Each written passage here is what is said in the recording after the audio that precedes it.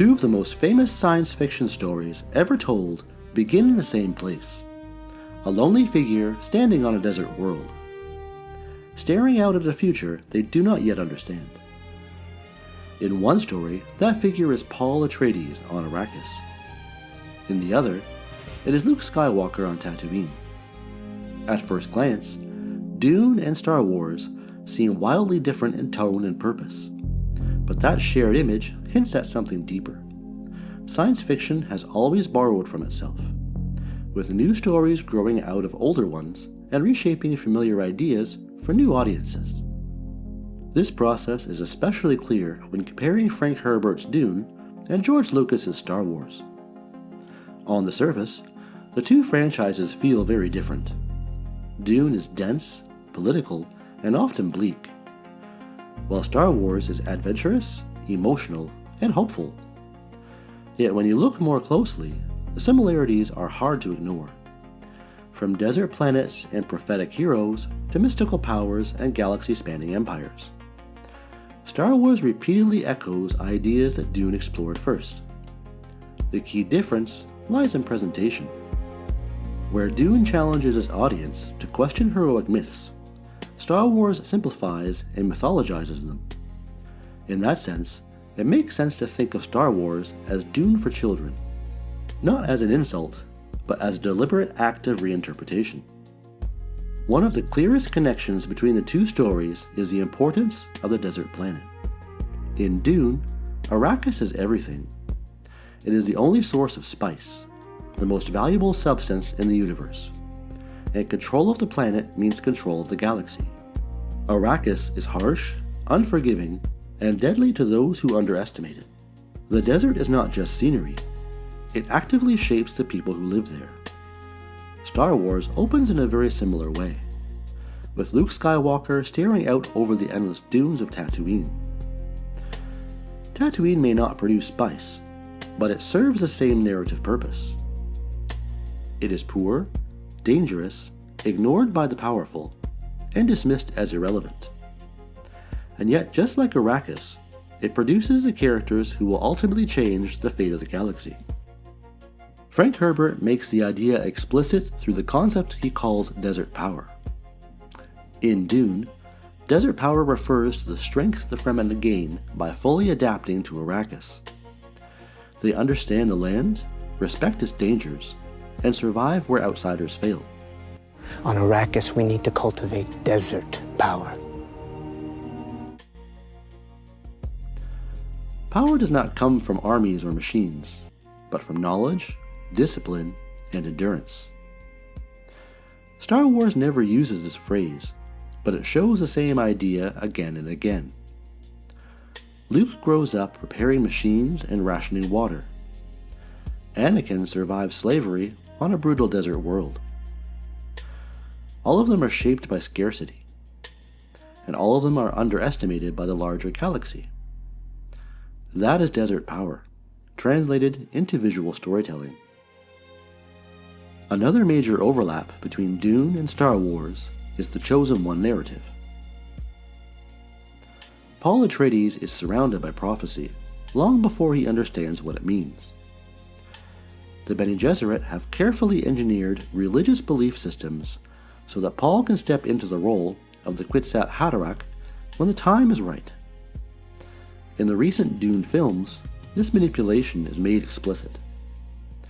Jessica reminds Paul, "You don't have to believe it, others will." Belief itself becomes a weapon.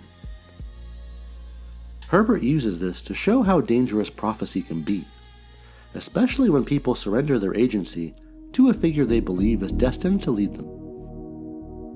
Both stories also complicate the role of mentors in shaping these prophecies. In Dune, the Bene Gesserit deliberately control information, guiding Paul toward outcomes that serve their long-term goals rather than his personal freedom.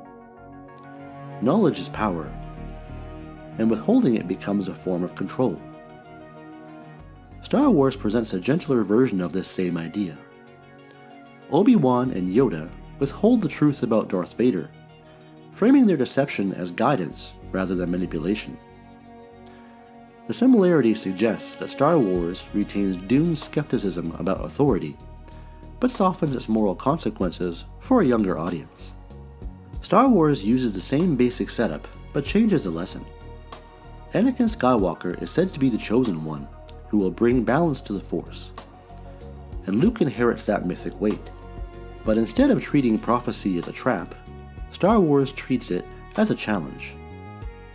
Yoda's famous line, "Do or do not, there is no try," frames destiny as something earned through choice and effort, not something imposed from above. Do or do not. There is no try. Even when Anakin falls, the story insists that fate is not final. Luke's refusal to kill his father and his declaration, "I am a Jedi, like my father before me," turn prophecy into a moral decision rather than an inevitable outcome. This shift makes the story easier to understand and more comforting, especially for younger audiences. The mystical powers in both universes follow a similar pattern. In Dune, Paul's abilities come from intense training and spice exposure, giving him visions of possible futures. At one point, he explains, "I see possible futures all at once." These powers are impressive, but they're also terrifying because they trap Paul in paths he feels unable to escape. In Star Wars, the Force works in much the same way, offering foresight, heightened reflexes, and mind control. Obi-Wan tells Luke, "Stretch out with your feelings," emphasizing intuition and discipline.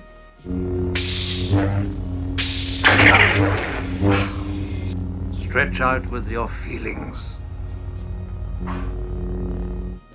The difference is tone. This overlap becomes even clearer in how both stories treat fear itself. In Dune, Paul learns the Bene Gesserit litany that begins with the warning that fear is a mind killer, framing fear as the root of paralysis and destruction.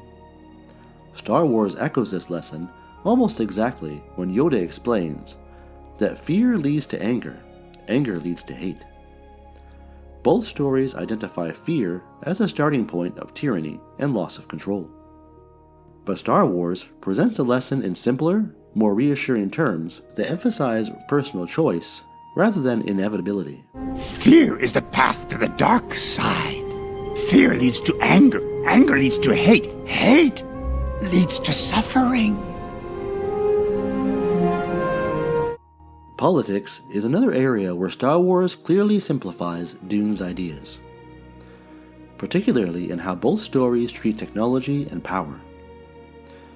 In Dune, advanced technology repeatedly proves insufficient on its own. Shields fail, machines create blind spots, and over-reliance on tools leads to defeat. Herbert suggests that human adaptability and understanding matter more than raw technological force. Star Wars adopts this idea almost wholesale.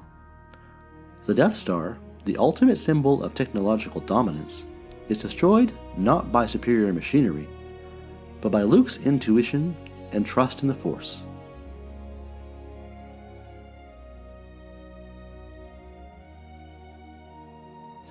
Darth Vader's mechanical body further reinforces this theme, visually linking the loss of humanity with dependence on technology. Herbert's galaxy is a tangled web of noble houses, economic systems, and religious manipulation. No one is fully innocent, and power is always compromised. Star Wars strips this complexity down to something much clearer.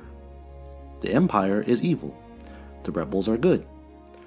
Obi-Wan's description of the Jedi as guardians of peace and justice immediately places the story in the realm of myth rather than political realism. This moral clarity makes the story easier to follow and emotionally satisfying, especially for children encountering these ideas for the first time. Perhaps the most important difference between the two stories is how power is framed. In Dune, desert power belongs to the Fremen as a collective. Their strength comes from shared belief, shared hardship, and shared purpose. Paul's rise is inseparable from the movement around him. In Star Wars, power is far more personal. Both Luke and Anakin rise as individuals. Their journeys follow the classic hero's journey, emphasizing personal growth over social transformation. This individual focus makes the story more relatable and easier to internalize. In the end, the contrast between Dune and Star Wars comes down to what each story wants to teach its audience. Dune is skeptical of heroes, suspicious of prophecy, and deeply concerned with how power corrupts. Star Wars takes many of the same ideas and reshapes them into a story about hope, choice, and redemption. Herbert asks readers to question their desire for saviors. Lucas invites viewers to believe that even someone from the harshest desert can choose to do good. Seen this way, calling Star Wars Dune for children is not dismissive. It recognizes how complex, even unsettling ideas can be reshaped into myth, adventure, and heart without losing their power.